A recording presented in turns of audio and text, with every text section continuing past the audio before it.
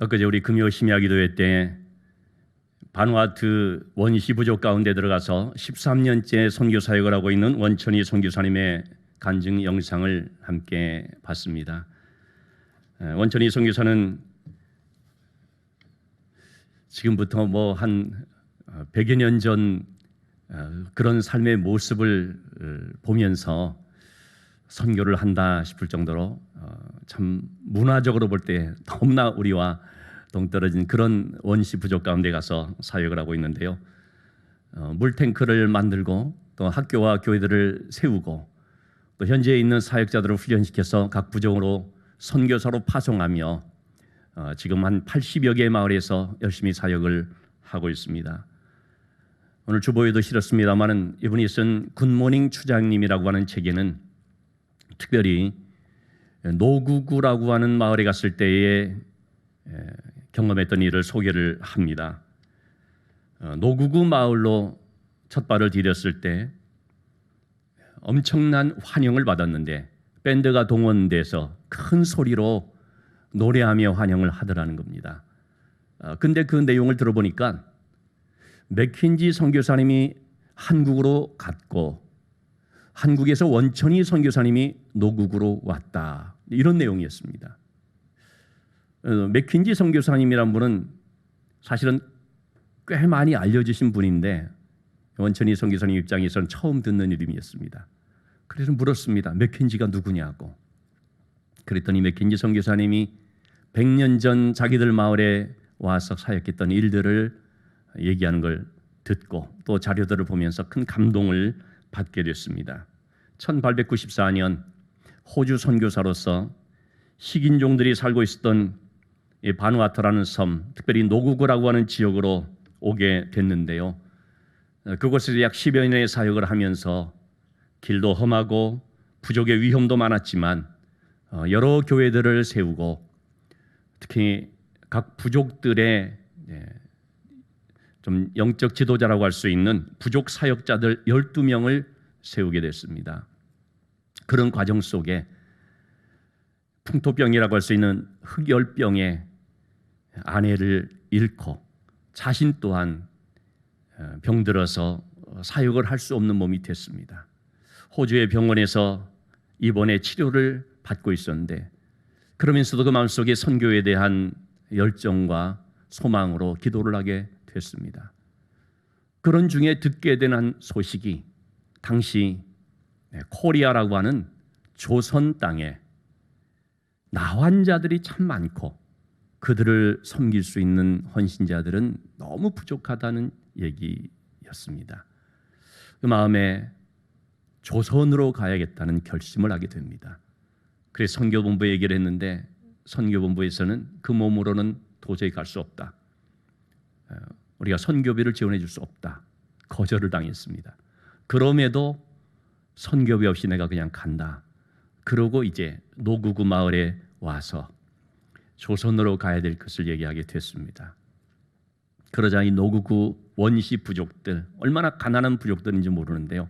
그들이 선교사님 몰래 며칠인지 몇 주인지 알 수 없지만 참 수고했어요.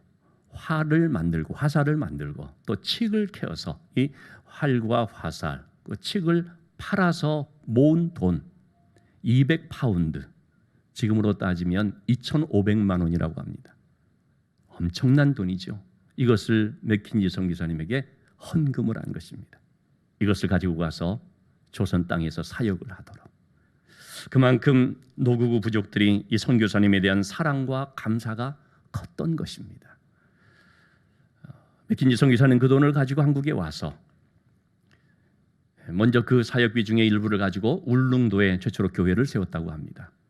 그리고 경상도, 전라도 지역들 중심으로 해서 특별히 나환자들 사역을 하게 됐는데 한국 최초의 나병 환자들을 위한 병원을 부산의 감만동, 지금은 많이 개발돼서 없어졌습니다만 이곳에 성애원이라고 하는 그런 시설과 병원을 세우게 되었고요.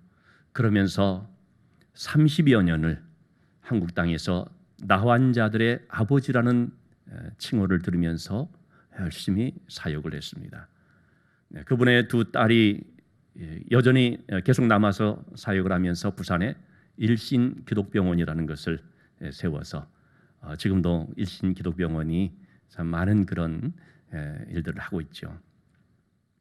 자, 이렇게 맥킨지 선교사가 한국으로 떠난 지 약 100여 년 후 2009년도에 한국에서부터 원천이 선교사님 사람이 노구구 땅에 발을 디뎠으니 노구구 주민들 입장에서 볼 때 얼마나 감동이 됐겠습니까? 그래서 맥킨지 선교사가 한국에 가더니 원천이 선교사가 한국에서 노구구로 왔다. 그러면서 노래를 불렀던 것입니다. 여러분, 원시 부족 가운데 들어가서 위험을 무릅쓰고 사역을 한다든지 아니면 100여 년 전 이 척박하고 황량했던 땅 조선 땅에 많은 어려움들을 무릅쓰고 와서 나환자들 사역을 감당했던 맥킨지 선교사라든지 여러분 이런 분들은 어떻게 해서 그렇게 복음에 헌신하는 삶을 살아가는 것일까요? 그것은 단 한 가지 이유밖에 없습니다. 입신양명하기 위한 것도 아니고 육신적으로 잘 먹고 잘 사는 길도 아니고 오직 한 가지 이유 뭡니까? 부활의 생명이 그들에게 있기 때문입니다. 바울 사도는 고린도전서 15장 30절 32절에서 이렇게 말해주고 있습니다. 바울 사도야말로 얼마나 선교의 사역을 위해서 고난을 무릅쓰고 많은 어려움들을 감당했던 사역자입니까? 그러면서 말하는 것입니다. 우리가 어찌하여서 언제나 위험을 무릅쓰리요. 또 그리고 날마다 죽는 이런 삶을 살아가는 것인가? 만약에 죽은 자가 다시 살아난 일이 없었더라면 우리가 이렇게 할 수가 없다는 것입니다. 죽은 자가 다시 살아나는 부활의 생명이 있기 때문에 부활의 소망이 있기 때문에 우리가 이렇게 위험을 무릅쓰고 또 복음을 전하기 위해 선신하고 날마다 죽는 삶을 선택을 한다는 것입니다. 여러분 이것이 바로 부활의 생명을 가진 자의 놀라운 삶인 것을 보게 됩니다. 오늘은 우리 주님께서 사망 권세를 깨뜨리시고 부활하신 부활절입니다. 2000년 전 바로 그 부활절 새벽에 무덤을 찾는 사람들이 있었습니다. 1절의 말씀을 보니까 막달라 마리아와 다른 마리아가 무덤을 보려고 갔다고 했습니다. 최초의 목격자가 여인이라는 뜻입니다. 여러분 이것은 굉장히 중요한 의미를 갖습니다. 팀 켈러 목사님의 인생 질문이라고 하는 책을 보니까 이런 내용들을 볼 수 있었습니다. 무덤에 간 여인들 그리고 예수님의 부활을 처음 목격한 여인들은 부활이 날조된 것이 아니라 분명한 사실임을 증언해주는 중요한 증거다 말합니다. 왜 그러냐면 성경학자들이나 역사학자들이 한 목소리로 얘기를 하고 있는 것이 뭐냐면요. 당시의 문화권 속에서 유대 법정에서든 로마 법정에서든 여성들은 좀 미안한 얘기지만 여성들의 발언은 신빙성이 없어서 증언으로 채택이 되지를 않았다는 것입니다. 여성들은 증인이 될 수 없다는 것입니다. 그런데 사복음서 마태, 마가, 누가, 요한 다 똑같이 예수님의 무덤에 가서 부활하신 예수님을 목격한 최초의 목격자는 여인들이라고 얘기를 합니다. 숫자는 조금씩 다르지만은 분명하게 공통적인 것은 다 여인들이 최초의 목격자입니다. 여러분, 이 부활이라고 하는 기사를 날조하려고 작정을 했다면 뭐하러 여인들을 증인으로 세우겠습니까? 증언이 채택되지도 않고 증인으로 받아들이지도 않는 여인을 굳이 최초의 목격자로 내세울 필요가 없지요. 이왕 증인으로서 만들려고 한다면 아주 그럴듯한 사람들, 예수님의 제자 베드로라든지 아니면은 바리새인 중에서도 예수님을 따르고 있었던 니고데모라든지 아리마대 요셉이라든지 이와 같은 사람들을 통해서 사람들로부터 공신력을 얻으려고 노력을 하지 않겠습니까? 그런데 그런 게 아니라 사람들이 이 말을 믿든지 믿지 않든지 간에 여인들이 목격자라는 사실을 다 얘기를 하고 있습니다. 그렇게 하는 이유는 단 한 가지뿐인 것이죠. 사실이기 때문에, 틀림없이 일어난 사건이기 때문에. 무덤에 가서 그 무덤이 비어 있고 또 그곳에서 예수님을 만난 사람들이 여인들이기 때문에 이와 같이 여인들이 첫 목격자인 것을 말해주고 있습니다. 자, 여인들이 그 무덤에 갔을 때 무슨 일을 보게 됐습니까? 2절에서 4절까지의 말씀을 보니까 큰 지진이 나며 주의 천사가 하늘로부터 내려와서 무덤을 막고 있었던 그 엄청난 돌을 굴려내서 그 돌 위에 천사가 앉아있고, 그리고 그 무덤을 지키고 있던 경비병들은 무서워 떨면서 죽은 사람과 같이 되었다고 말하고 있습니다. 여기에서 우리가 이 유대인의 무덤에 대해 좀 살펴볼 필요가 있습니다.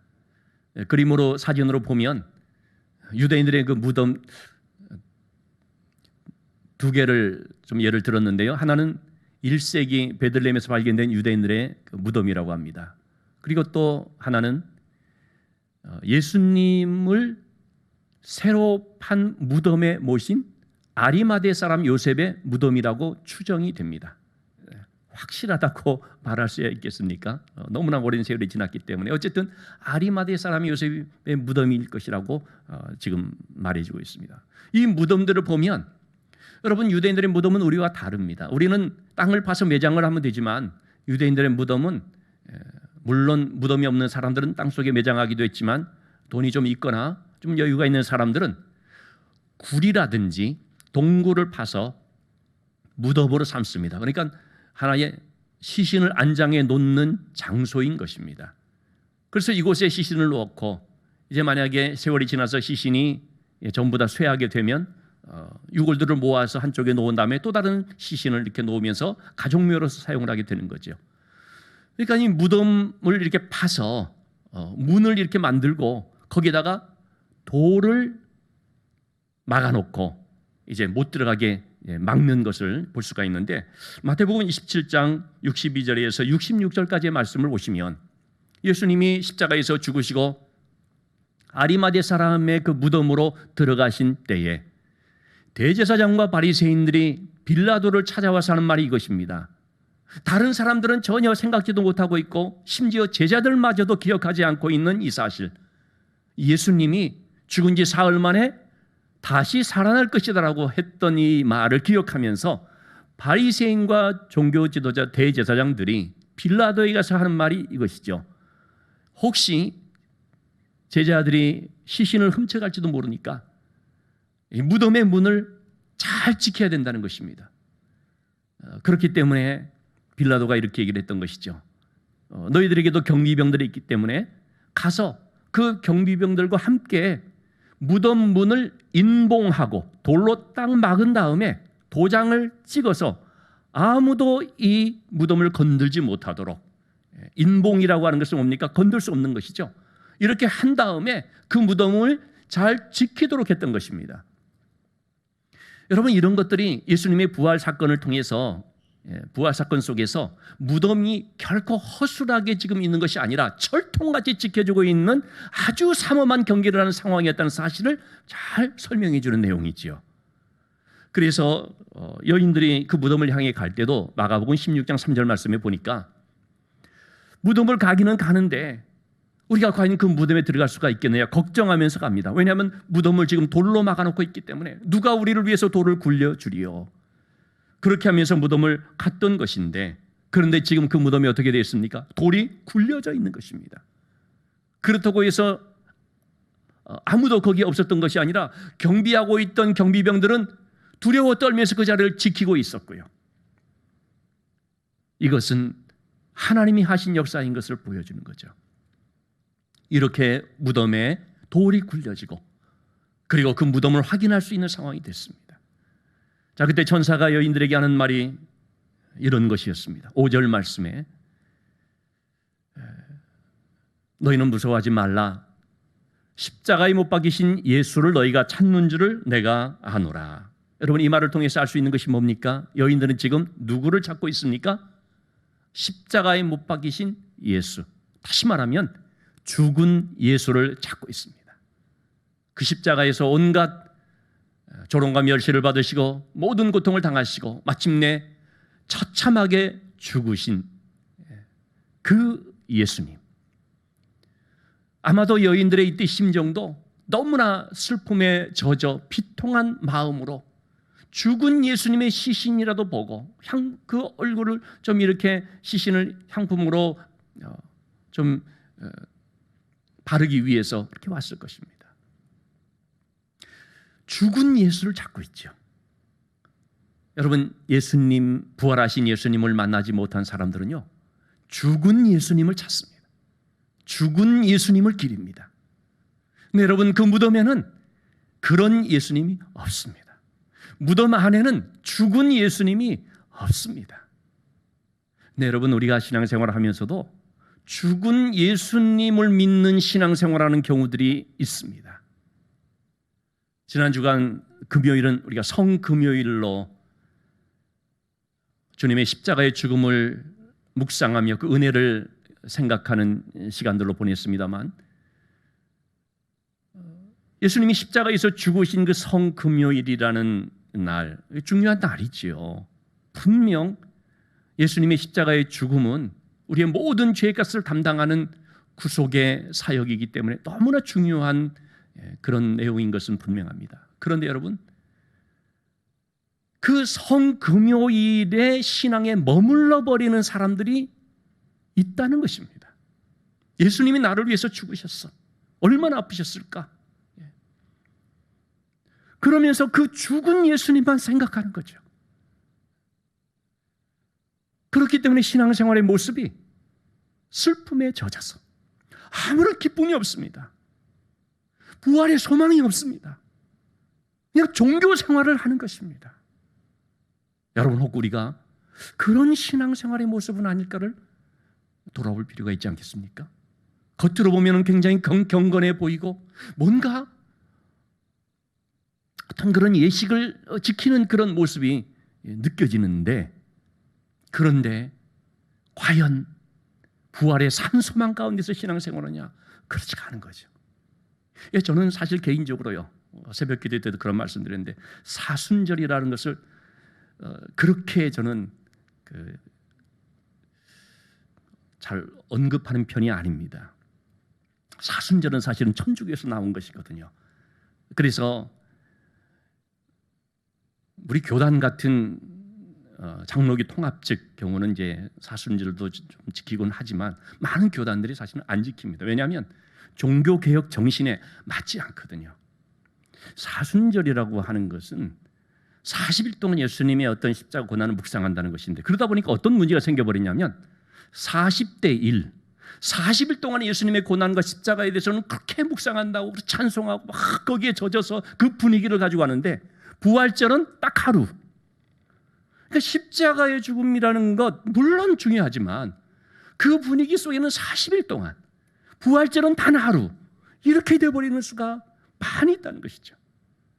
여러분, 분명히 예수님의 십자가의 죽음은 너무나 우리에게 귀한 것이지만 예수님이 십자가에서 죽고 끝난 것이 아닙니다. 성금요일의 신앙에서 우리는 부활의 신앙으로 옮겨져야 되는 것입니다. 부활하신 예수님을 바라봐야 됩니다. 부활의 주님이 내 속에 살아있어야 됩니다. 십자가에 죽은 예수님을 바라보는 것, 물론 그것도 예수님 바라보는 것이지만 그 가운데 부활하신 예수님을 우리가 바라봐야 되는 것입니다.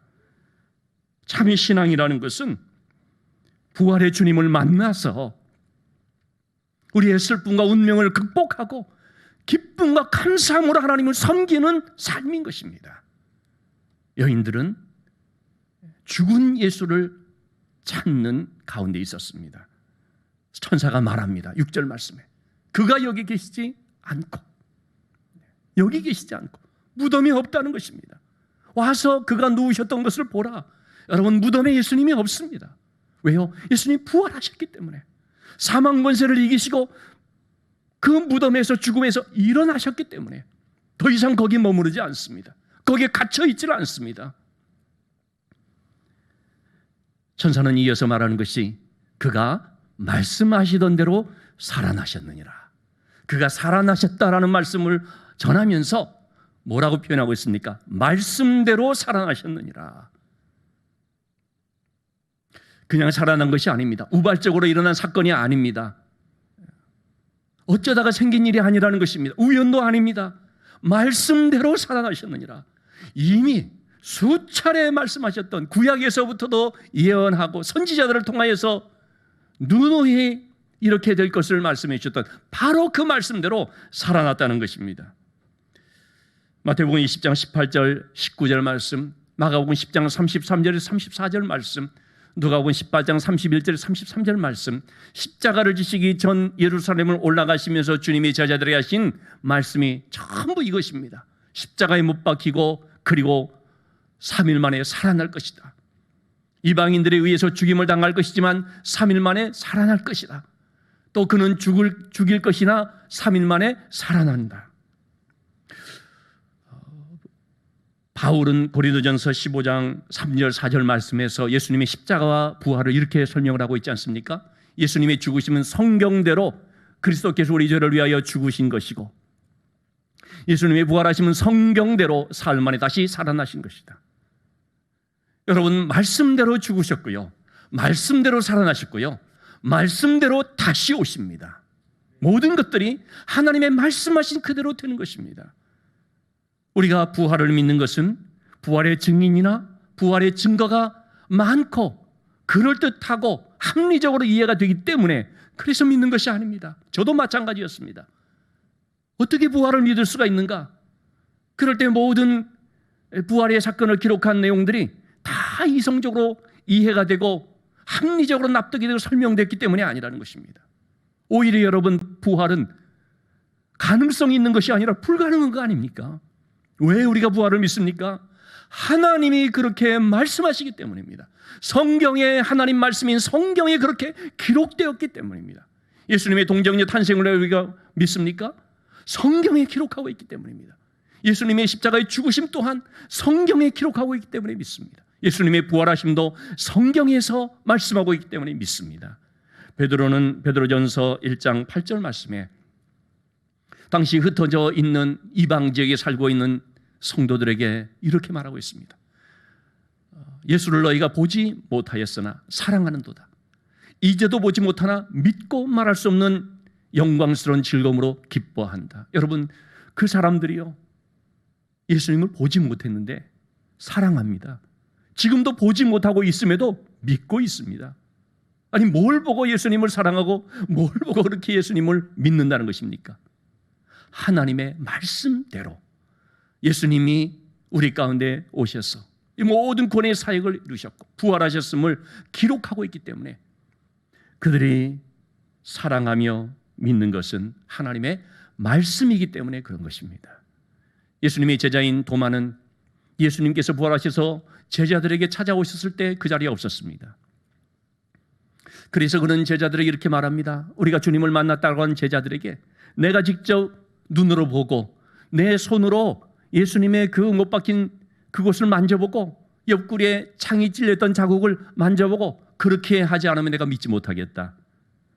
그 자리에 없었던 예수님이 그 말을 다 들으시는 거죠. 그래서 그 후에 요한복음 20장 27절에서 29절까지 말씀을 보면 도마가 있는 그 자리에 예수님이 찾아오셔서 말씀하셨습니다. 도마에게 이르시되 너의 손가락을 내밀어서 내 손을 보고 내 손을 내밀어 내 옆구리에 넣어보라. 만져보라는 것입니다. 확인해 보라는 것입니다. 그리고 하는 말이 뭡니까? 믿음 없는 자가 되지 말고 믿는 자가 되라. 그때 비로소 도마가 나의 주님이시여 나의 하나님이십니다 고백하자 예수님은 이렇게 덧붙이셨습니다. 너는 나를 본고로 믿느냐? 나를 본고로 믿느냐? 보지 못하고 믿는 자는 더 복되도다. 여러분, 눈으로 보기 때문에 우리가 믿는 것이 아닙니다. 보지 못하고도 믿는 것입니다. 여기서 보지 못하고 믿는다는 것은 무조건 믿는다는 것을 말하는 게 아닙니다. 여러분, 무조건 믿으라는 뜻이 아닙니다. 무조건 믿게 되면 맹목적 신앙이 됩니다. 맹목적 신앙이 되면 이단이 되고 사이비가 될 수 있습니다. 보지 못하고 믿는다는 것은 하나님의 말씀을 믿는 것을 말합니다. 여러분, 우리가 믿는다고 할 때도요, 말씀에 있는 것을 믿어야 됩니다. 말씀에서 벗어난 건 믿으면 안 됩니다. 말씀에 없는 건 믿으면 안 됩니다. 말씀과 다른 설명을 믿으면 안 됩니다. 맹목적 신앙이 되면 안 된다는 것입니다. 성경을 펼쳐서 성경을 알고 그 성경의 말씀대로 우리가 믿어야 되는 것입니다. 그래서 잘 믿으려면 성경을 알아야 됩니다. 성경을 모르면서 믿음이 좋다는 사람들 중에 상당수가 이단 사이비로 빠지는 경우들을 보게 됩니다. 성경이 없는 것들을 믿는 거예요. 믿을수록 좋은 것이 아닙니다. 믿어야 될 것을 믿고 믿지 말아야 될 것을 가려내서 구별할 줄 알아야 됩니다. 천사는 이어서 여인들에게 이렇게 얘기를 했습니다. 7절 말씀에 빨리 가서 제자들에게 이 사실을 알리라는 것입니다. 어떤 사실입니까? 예수님이 부활하셨다는 사실, 죽은 자 가운데서 살아나셨다는 사실, 이 부활의 기쁜 소식을 전하라는 것입니다. 여러분, 우리가 전해야 될 사실은 바로 이것입니다. 예수님이 십자가에서 죽으셨지만 그러나 다시 사셨습니다. 여러분, 죽음으로 끝나는 것은 복음이 아닙니다. 예수님이 너무나 아름다운 인생을 사셨고 너무나 귀한 많은 사역들을 하셨고 병든 자를 고쳐주시고 귀신의 메인 자를 다 내어 쫓아주시고 하나님의 천국 복음을 전하셨다. 그렇지만 십자가에서 죽으셨다라고 끝나버리면 그 복음이 아닙니다. 복음은 다시 살아나셨다입니다. 죽음 가운데서 다시 살아나셔서 그분은 부활의 첫 열매가 되셨고 그를 믿는 자는 누구든지 다 부활의 생명을 갖는다는 것, 이것을 복음이라고 하고 이것을 믿는 것이 참 믿음인 것입니다. 자, 그러자 여인들은 천사의 말을 듣고 어떻게 합니까? 8절 말씀에 무서움과 큰 기쁨으로 빨리 무덤을 떠나. 부활의 소식을 들었을 때 그것은 정말 충격적인 뉴스지 않습니까? 그러니까 무서우면서도 동시에 뭡니까? 큰 기쁨인 것입니다. 여러분, 이 큰 기쁨은 예수님께서 이 땅에 오실 때 베들레헴 말구유에서 탄생할 그때 들에서 양을 치고 있던 목자들에게 주님 나신 소식이 전해지면서 큰 기쁨의 좋은 소식이라고 했지 않습니까? 바로 예수님의 부활의 소식도 큰 기쁨의 좋은 소식인 것입니다. 자, 이러한 기쁨을 가지고 그들이 무덤을 빨리 떠났다고 했습니다. 여러분, 우리가 부활의 소식을 들었으면요, 무덤을 빨리 떠나야 됩니다. 슬픔과 비통과 무기력의 자리인 무덤을 떠나야 됩니다. 거기 머물러서 그래도 여기 있을지 몰라 찾아보고 미련을 두고 죽은 예수님을 더듬거리는 그것은 신앙이 아닌 것입니다. 부활의 소식을 들었는데도 여전히 좌절과 실패와 상처 가운데 머물러 있다면 여러분, 그것은 우리 안에 부활하신 예수님을 체험하지 못하는 것입니다. 정말로 부활하신 예수님이 나의 주님이 되시고 그 부활의 생명이 나에게 주어졌고 부활하신 주님이 지금 나와 동행하고 있다는 사실을 믿는다면 우리는 슬픔의 그 자리, 무덤의 삶을 떠나게 되어 있습니다. 부활절은요, 과거의 사건을 기념하는 날이 아닙니다. 세상의 모든 그런 절기들은 다 과거를 기념하고 기억하고 우리가 그걸 통해서 어떤 교훈을 갖지 않은 걸로 끝나지 않습니까? 부활절은 과거에 이런 일은 있었다는 사실을 기념하거나 기억하거나 그때 그런 일이 있었음을 내가 믿는다라고 말하는 그런 절기가 아닙니다. 부활하신 예수님을 체험하면서 이제 정말 내가 부활의 소망과 부활의 생명 가운데 살기로 결심하고 그러면서 또 살아계신 하나님을 바라보는 그런 날인 것입니다.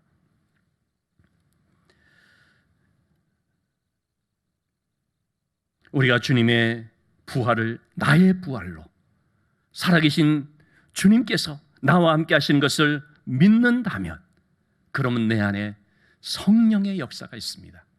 로마서 8장 11절 말씀에 예수를 죽은 자 가운데서 살리신 이의 영, 누굽니까? 성령이지요.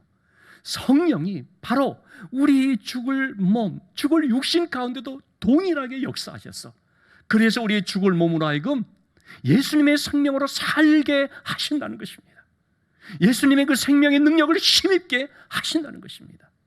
여러분, 우리가 이 성령의 능력을 힘입을 때에 어떤 삶이 되겠습니까? 세상에 힘들고 어려운 그런 일들 속에서도 여러분, 같은 어려움을 당했다 할지라도요, 소망이 있는 사람과 없는 사람은 너무 다릅니다. 똑같이 코로나와 같은 어려움, 불경기로 인한 어려움, 육신의 질병으로 인한 어려움들을 갖고 있다 할지라도 지금 내 옆에 주님이 함께 계신다는 사실을 믿는 사람과 또한 주님으로 인하여서 우리에게 산 소망이 있다는 사실을 믿는 사람과 그렇지 못한 사람은 너무 다르다는 것입니다. 성령이 그 안에서 역사하는 사람은 어떤 삶인 것입니까? 어떤 상황에서도 부활의 주님을 날마다 바라보고 그 부활의 주님으로 말미암아 생명력 있는 삶을 살아가는 것입니다. 바로 이러한 생명력 있는 삶을 살아가는 믿음의 사람들, 부활의 생명을 가진 사람들에게 세상과 구별된 두 가지의 삶의 모습을 말씀을 드리고자 합니다. 첫째는 사명을 감당하는 삶이라는 것입니다. 여인들은 예수님의 부활의 소식을 듣고 무서움과 큰 기쁨으로 빨리 무덤을 떠나 달려가는데 가는 과정에 부활하신 주님을 진짜로 만납니다. 이전까지는 천사를 통한 부활의 소식만 들었지만 이번에는 부활하신 주님을 직접 만납니다. 얼마나 놀랍고 얼마나 감격적이겠습니까? 부활하신 주님께서 여인들에게 주신 말씀이 10절 말씀인데요, 내 형제들에게 제자들에게 가서 갈릴리로 가라 하라. 거기서 나를 보리라. 여러분, 이 갈릴리가 뭡니까? 갈릴리는 예수님께서 제자들을 처음 부르신 곳입니다. 제자들 입장에서는 예수님께 부름을 받아 사역을 시작한 곳입니다. 첫사랑의 곳이라고도 할 수 있고 초심을 갖게 하는 곳이도 할 수 있지만 사명을 출발한 곳이 될 수 있습니다. 갈릴리로 가라. 이제 사명을 새롭게 하도록 하는 것이죠. 여러분, 부활하신 주님을 만난 사람들에게는 주님이 나를 부르셨다는 소명의식, 불렀다는 것이 바로 소명이거든요. 이 소명의식과 부른 우리를 이 땅 가운데로 보내셨다라고 하는 사명의식이 새로워집니다. 여러분, 우리도 이 소명의식과 사명의식을 늘 기억해야 됩니다. 내가 왜 사는가? 하나님이 나를 부르셨고 하나님이 내 삶의 자리에서 하나님의 십자가의 또 부활의 증인으로 살아가도록 보내셨다는 이걸 자각하면서 살아가게 되는 거죠. 여러분, 세상 사람들, 부활의 생명이나 부활의 소망이 없는 사람들의 삶은 어떻습니까? 인생을 아무렇게나 살아갈 수 있습니다. 고린도전서 15장 32절 말씀에 부활이 없다고 하는 사람들, 부활을 믿지 않는 사람들은요, 죽은 자가 다시 살아나지 못한다라고 말하는 사람들이죠. 내일 죽을 터이니 먹고 마시자 하리라. 여러분이 세상에서 아무리 고상한 삶을 살아가는 것처럼 보이고 높은 도덕성을 갖는 것처럼 보인다 할지라도요, 그 어떤 사람이든지 그 안에 예수 그리스도의 부활의 생명과 소망이 없다면 그들의 삶은 철저히 육신적이 될 수밖에 없습니다. 왜? 이 세상의 삶밖에 없으니까 어떤 형태로든 이 세상의 낙을 즐기면서 살아갈 수밖에 없는 것입니다. 먹고 마시며 그냥 오늘을 즐기자라는 그런 저급한 삶을 살아가는 것뿐만 아니라 그 누구든지 다 부활의 소망이 없기 때문에 그냥 이 세상의 것에 의지하면서 이 세상의 평판에 기대면서 그렇게 살아갈 수밖에 없는 것입니다. 그러나 여러분, 부활의 생명과 부활의 소망을 가진 사람들의 삶은 어떠하겠습니까? 그렇게 인생을 살지를 않습니다. 고린도전서 15장 58절 말씀, 오늘 새벽에 본 말씀인데요, 주의 일을 기억하면서 주께서 맡겨주신 그 일에 부족하지만 항상 더욱더 힘쓰며 살기를 사모하는 것입니다. 그렇게 과연 잘 살아가고 있느냐 못하느냐를 떠나서 그 마음의 방향이 내가 주의 일을 하는 사람으로 살아야겠다라고 하는 것입니다. 이것이 바로 세상과 구별되어진 사명인의 삶이라는 거죠. 또 세상과 구별되어진 믿음의 사람들의 삶의 특징은 뭐냐면요, 죽음을 두려워하지 않는다는 겁니다. 부활이 없는 사람들은 히브리서 2장 15절에 나와 있는 것처럼 죽음에 얽매여 살아갑니다. 죽음이 무서워서, 죽음이 두려워서, 죽음 앞에 겁을 내면서, 왜? 죽음의 종으로 묶여 있기 때문에. 그래서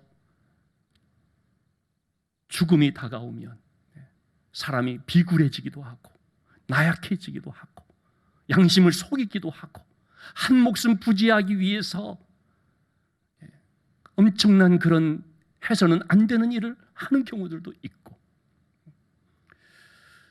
여러분 어떻게 그 사람이 그럴 수 있었는가 보면은 결국 어떤 문제입니까? 죽음 앞에 두려워서 어쩔 수 없이. 이것이 바로 죽음의 종로로 타는 인간의 모습입니다. 그러나 부활의 생명을 가진 사람은 이 죽음의 종에서 벗어나는 것입니다. 자유한 것입니다. 왜 그렇습니까? 천국 소망이 있기 때문에.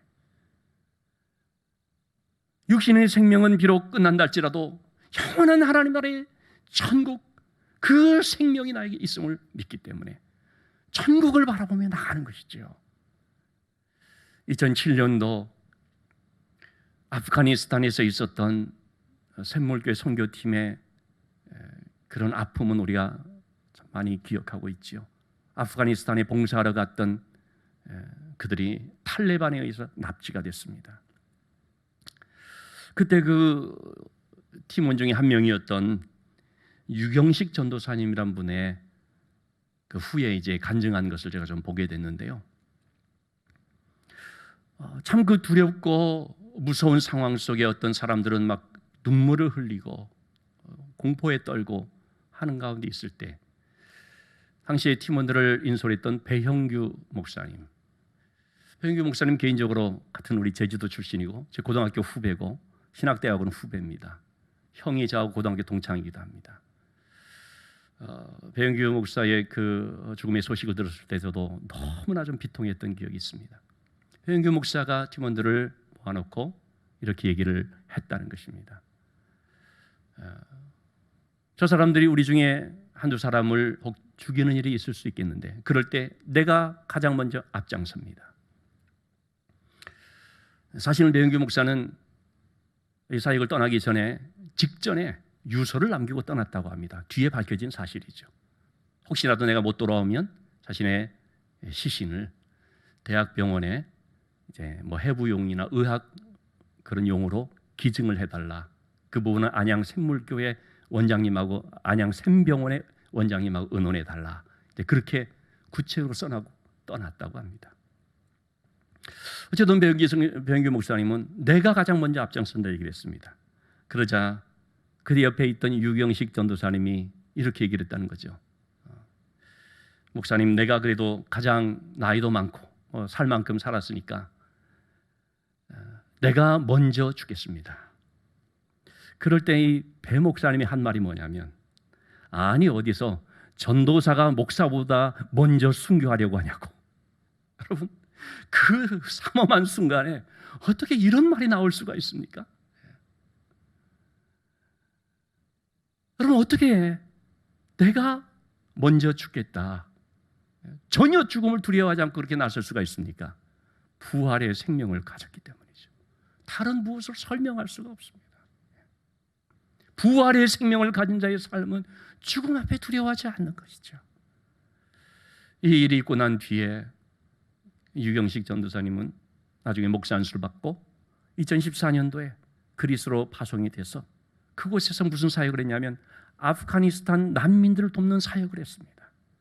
그러다가 몇 년 후에 불의의 교통사고로 세상을 떠나게 됐습니다만, 여러분, 어떻게 자기를 아프게 하는 그런 사람들을 돕기 위해서 다시 그런 곳으로 갈 수가 있습니까? 그 안에 부활의 생명이 있기 때문에. 여러분도 우리가 부활의 생명을 가진 자입니까? 그렇다면 그 생명은 환난도 핍박도 인생의 고독과 허무도 능히 이기게 할 수 있음을 믿습니다. 이 부활의 생명이 우리 안에서 왕노릇하는 그 생명이 우리를 주관하고 우리를 다스려주고 우리 안에 충만한 그런 삶이 될 수 있기를 주님의 이름으로 축원합니다.